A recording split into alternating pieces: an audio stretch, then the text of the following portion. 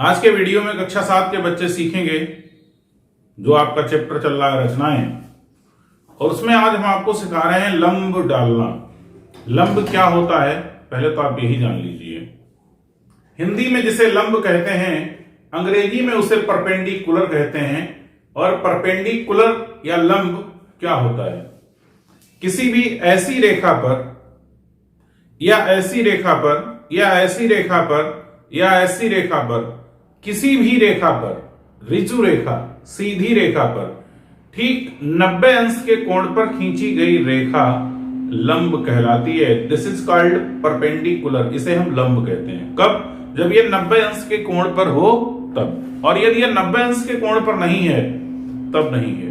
ये सीधी रेखा है, इस पर ये रेखा ऐसे खींच दी गई, बस यही यहां से यहां 90 अंश का कोण होगा, यहां से यहां 90 अंश का कोण होगा, तो ये लंब है। अब मान लो ये रेखा जिस पे लंब खींचना है ये क्षैतिज ना होकर ऊर्ध्वाधर है, ठीक? तब इसका लंब ऐसे पड़ेगा। लंब क्षैतिज होगा, ये रेखा ऊर्ध्वाधर होगी। इस समय ये रेखा क्षैतिज है, लंब ऊर्ध्वाधर है। तो एक बात तो आप दिमाग से ये निकाल दें कि लंब हमेशा ऐसे लंबवत ही होगा। लंब क्षैतिज भी हो सकता है, लंब वर्टिकल भी हो सकता है, लंब डायगोनल भी हो सकता है। लंब निर्भर करता है जिस रेखा पर पड़ रहा है उस रेखा की दिशा क्या है। कक्षा 7 इकाई 4 जिसका नाम है रचनाएं, इंग्लिश में कहते हैं कंपोजिशंस, अभ्यास 4D ज्योमेट्री की आखिरी अभ्यास में हम लोग प्रवेश कर चुके हैं और इसमें सिर्फ 3 प्रश्न हैं। 2 प्रश्न ये निर्मेय ही हैं और तीसरा प्रश्न इस निर्मेय से हटके है।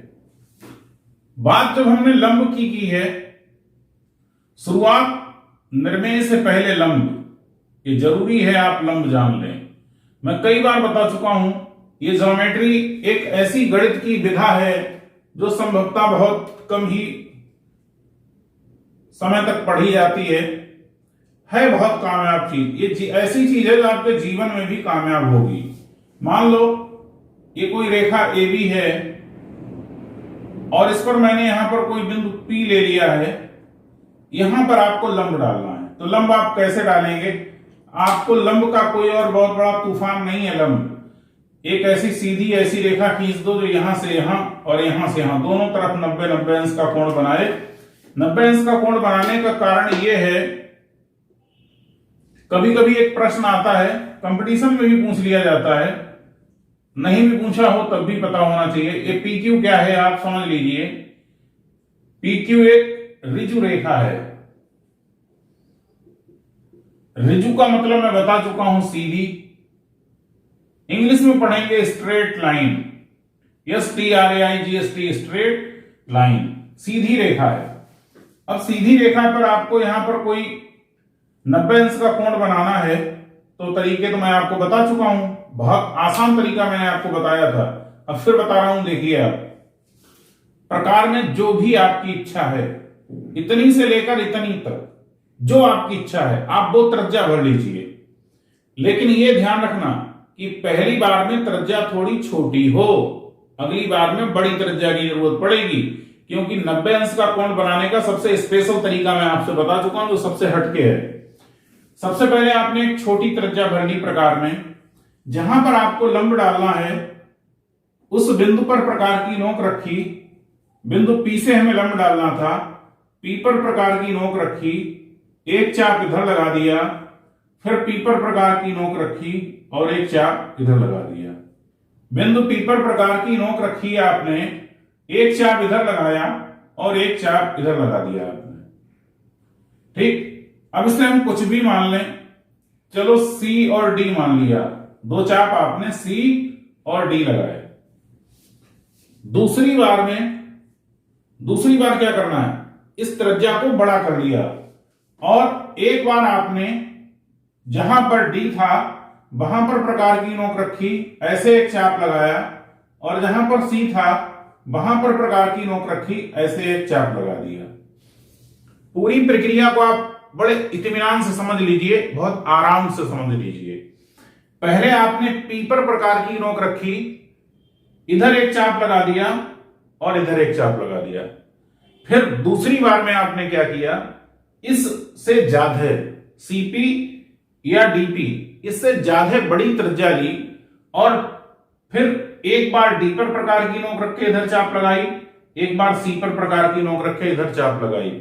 इन चाप ने जहां पर काटा, यदि आप पी से और यहां पर प्रकार पटरी रख के एक रेखा खींचेंगे तो ये 90 अंश का कोण बन जाएगा, है ना जादुई तरीका। जहां पर काटा हमने ऐसे पैमाना रखा और इस तरीके से एक रेखा खींची, पी एन। अब है ये क्या चीज,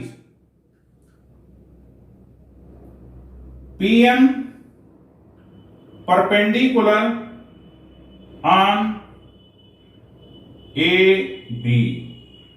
हिंदी में लिखेंगे पी एन रेखा खंड ए बी पर लंब है।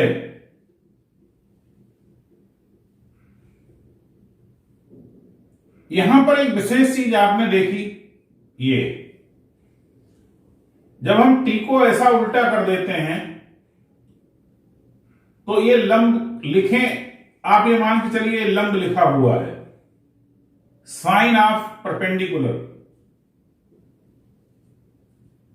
यदि हमें लंब ना लिखना हो तो हम सिर्फ ये निशान बना देते हैं, तो इसका मतलब लंब होता है। जिस तरीके से ये त्रिभुज होता है, ये कोण होता है, ये बराबर होता है, ये नॉट इक्वल टू होता है, ये समांतर होता है, ठीक इसी तरीके से ये चिन्ह उल्टा टी लंब का होता है। लिखना नहीं है तो सिर्फ आप इसे बना दें, जो मैंने बनाया है P N perpendicular on A B, यानी पी एन ए बी पर लंब है। अब इधर भी 90 अंश का कोण है और इधर भी 90 अंश का कोण है। बात यहां पर कर रहा था एक बार सीधी रेखा ऋज रेखा। परीक्षाओं में पूछा जाता है कि सीधी रेखा पर बने कोण का मान कितना होता है, ऋजु रेखा पर बने कोण का मान क्या होता है। सारी चीजें लंब से संबंधित हैं इसलिए बता रहा हूं बेटा। यहां से यहां तक जो कोण होता है उसका मान 180 अंश होता है। यही ऋज रेखा पर बने कोण का मान। कंपटीशन का सवाल है, अगर आपने ध्यान से आज पढ़ लिया तो 1 नंबर आपका पक्का है किसी न किसी परीक्षा में। तो जब 90 इधर होगा, 90 इधर होगा तो ये लंब हो जाएगा। और इस तरीके से जिस तरीके से आपने ये चीज की है, बस यही रचना के चरण में आपको लिखना है। रचना के चरण में आपने जो किया है वो आपको लिखना है। सबसे पहले बिंदु पी से रेखा ए बी पर चाप सी डी लगाया, आपने सी और डी एक चाप लगा दिया। फिर दूसरी बार क्या हुआ, इस त्रिज्या से भिन्न यानी इससे बड़ी त्रिज्या लेकर आपने सी और डी को केंद्र मानकर एक चाप लगाया जो एन पर काटता है। दोनों चाप किस बिंदु पर काटे, एन पर। यही चीज आपने लिखी, सी और डी पर प्रकार रखकर चाप लगाए जो एन पर काटते हैं, लेकिन चाप की त्रिज्या पहले से बड़ी है। जो आपने ये त्रिज्या ली थी इससे बड़ी त्रिज्या आपने ली। फिर पीएन को मिलाया, पीएन को मिला दिया। इस प्रकार अभीष्ट रचना हुई। आपने रेखाखंड पर स्थित बिंदु, दो चीजें हैं भाई, ये बिंदु रेखाखंड पर स्थित है और जो दूसरी निर्णय कराने जा रहा हूं वो बिंदु रेखाखंड पर नहीं है, इस रेखा के कहीं यहां वहां इधर उधर है।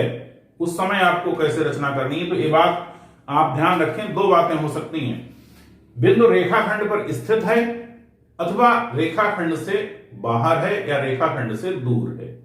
ठीक है, पहले आप जो कर रहे हैं, पहली निर्णय जो आपने की है ये बिंदु रेखाखंड पर स्थित है। अगले निर्णय की तरफ बेटा आ जाइए, दूसरी निर्णय की तरफ। अब भैया इसमें करना क्या है, दिए हुए रेखाखंड पर लंब की रचना करना है जब बिंदु रेखाखंड के बाहर हो। तो रेखाखंड के बाहर कैसे होगा, देखिए आप, ये रेखा ए बी है और इस पर यहां कहीं बिंदु P है मान लो। ये तो रेखा है, यहां नहीं है, अब यहां कहीं है, ये लो बिंदु P है। ठीक, ये हो गया आपका रेखाखंड के बाहर बिंदु ज्ञात आपको क्या है, रेखाखंड AB है तथा इसके बाहर बिंदु P है। ये रेखाखंड AB हो गया, इसके बाहर बिंदु P हो गया। रचना क्या करनी है, बिंदु P से रेखा AB पर लंब खींचना। अब इससे यहां लंब खींचना है। तो भाई जब बिंदु P यहां होता था या यहां होता था तो आप 90 अंश का कोण बना देते थे, खींच देते थे। अब यहां से आपको क्या करना है, तो जैसे रचना के चरण लिखे हैं आप ठीक वैसे ही चलते जाइए। और रचना के चरण में इस निर्णय में कुछ शब्द थोड़ा हटके हैं। पहला ही आप चरण पढ़िए, बिंदु P को केंद्र मानकर उपयुक्त त्रिज्या लेकर चाप खींचा जो AB को P और Q पर काटता है। बात है उपयुक्त त्रिज्या। भाई हम बात कर रहे हैं उपयुक्त त्रिज्या की, तो उपयुक्त त्रिज्या क्या है? इतनी बड़ी त्रिज्या लेनी है जो कम से कम इस रेखा को क्रॉस कर जाए कहीं दो जगह। ध्यान दीजिए मेरी बात पे, इतनी बड़ी त्रिज्या लेनी है जो इस रेखा को क्रॉस कर जाए, पार कर जाए, इसके इधर ना रह जाए। तभी आप, इसलिए उपयुक्त शब्द का प्रयोग किया गया है। यह उपयुक्त त्रिज्या है और उपयुक्त त्रिज्या का चाप लग रहा है।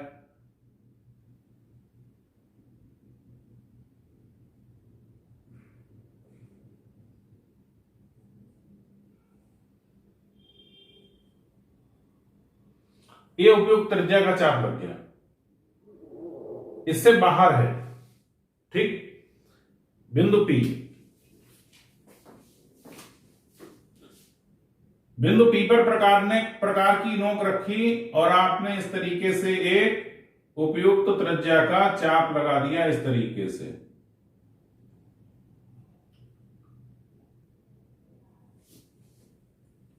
जो AB को P और Q पर काटता है। तो भाई जब A इधर लिखा है तो P इधर लिख लो और Q इधर लिख लो। अब क्या दूसरी स्थिति क्या आई, ये जो रेखा PQ है अंदाज में इसकी आधे से अधिक दूरी ले ली।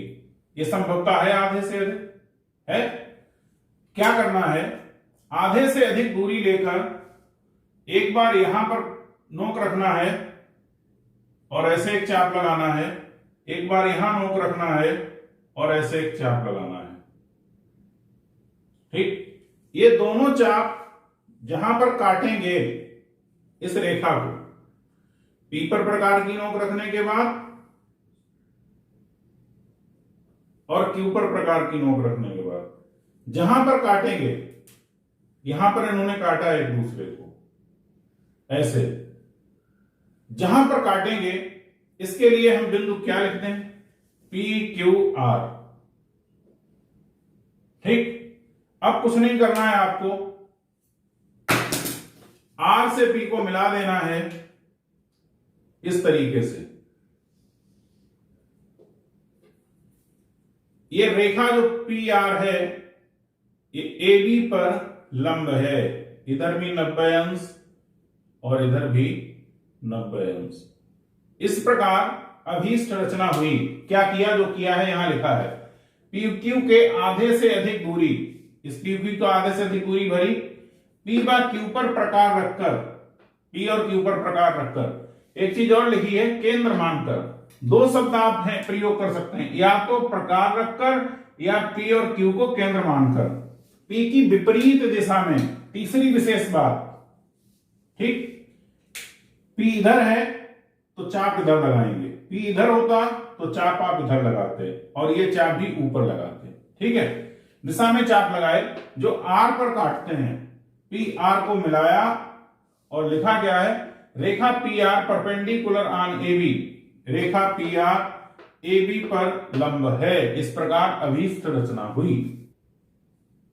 अभ्यास 4D में 3 प्रश्न हैं, दो आपको निर्णय कराई गई हैं। पहले 2 प्रश्न यही निर्णय ही हैं, आप ऐसे ही उतार दीजिए, नो प्रॉब्लम, कोई दिक्कत नहीं। और अगर इससे हटके कुछ थोड़ा छोटा बड़ा चित्र बना लें तो और अच्छी बात है। ज्योमेट्री क्यों पढ़ रहे हैं हम लोग, ज्यामिति क्यों इतने मन से आपको पढ़ा रहे हैं, क्योंकि ये एक ऐसा गणित है जो मुश्किल से कक्षा 10-11 तक चलता है एज ए चैप्टर। एक चैप्टर के रूप में ये 10 तक चलता है, उसके बाद इसकी चैप्टर के रूप में वैल्यू खत्म हो जाती है। लेकिन हर क्लास में फिजिक्स, मैथ, केमिस्ट्री, हर जगह इस रेखा गणित की जरूरत पड़ती है। इसलिए आपको पता होना चाहिए कि लंब क्या है, समांतर क्या है, क्षैतिज क्या है, ऊर्ध्वाधर क्या है, एकांतर कोण क्या है, कोण युग्म क्या है, ऋजु ऋजु कोण कौन सा होता है, अंतः कोण कौन से होते हैं, बाह्य कोण कौन से होते हैं, त्रिभुज क्या होते हैं, भुजाएं कितनी होती हैं, शीर्ष क्या होता है, लंब क्या है। ये जो शब्दावली है मैंने पहले वीडियो से लेके आज तक कही है कि गणित में जो शब्द प्रयोग होते हैं आप उसका अर्थ जानते हो। मैं कहता हूं आप त्रिभुज के शीर्ष की बात कीजिए, अब आप बैठे हैं आपको पता ही नहीं त्रिभुज का शीर्ष कौन सा होता है, तो जो कोना होता है जहां पर ऐसे रेखाएं मिलती हैं यही त्रिभुज का शीर्ष होता है। शब्दावली जो मैं आपको बताऊं, शब्दों को मैं बहुत जोर देता हूं गणित पढ़ाते समय शब्दों पे, क्योंकि मुझे ये जहां तक पता चला अपने 20-25 साल के पढ़ाने के कैरियर के दौरान कि बच्चा वही चीज नहीं समझ पाता है जिस शब्द का उसे अर्थ नहीं पता होता। मैंने बोल दिया कि रेखा ए बी लंब है, अब बच्चा को आज तक समझ में नहीं आया लंब है क्या चीज, परपेंडिकुलर कहते किसे हैं। तो पहले परपेंडिकुलर आप जान लीजिए, फिर आप लंब खींचना जानिए। इसीलिए मैंने पहले आपको लंब बताया और बाद में लंब खींचना सिखाया। नए सत्र की शुरुआत होने जा रही है 1 अप्रैल सन 2022 से। उम्मीद कीजिए आप 30 जून तक ये कोर्स कंप्लीट हो जाएगा और 1 अप्रैल के बाद जो वीडियो सुबह 7 बजे से पहले अपलोड होते थे अब संभवतः वो शाम को अपलोड हुआ करेंगे, लेकिन दिनों की संख्या वही रहेगी। सोमवार और बृहस्पतिवार कक्षा 6, मंगलवार शुक्रवार कक्षा 7, बुधवार और शनिवार कक्षा 8। Thank you, all of you. कल के वीडियो में, अगले वीडियो में कक्षा 7 के हम बताएंगे आपको त्रिभुज, और त्रिभुज में बताएंगे समकोण त्रिभुज। और त्रिभुज बनाने से पहले, त्रिभुज को पढ़ाने से पहले त्रिभुज के बारे में इतना बताएंगे कि चैप्टर शुरू हो, अभ्यास तो नहीं शुरू होगी लेकिन त्रिभुज के बारे में आप बहुत कुछ जान जाएंगे। उम्मीद है, विश्वास है कि आपने सिर्फ अगर वीडियो देख के समझ लिया तो आप त्रिभुज को बहुत अच्छी तरीके से जान जाएंगे। आप सभी के लिए शुभकामनाएं। एक अच्छे भविष्य का निर्माण कीजिए। एनसीईआरटी मैथमेटिक्स ग्रुप गणित का एक अच्छा प्लेटफॉर्म आपको दे रहा है। Best of luck.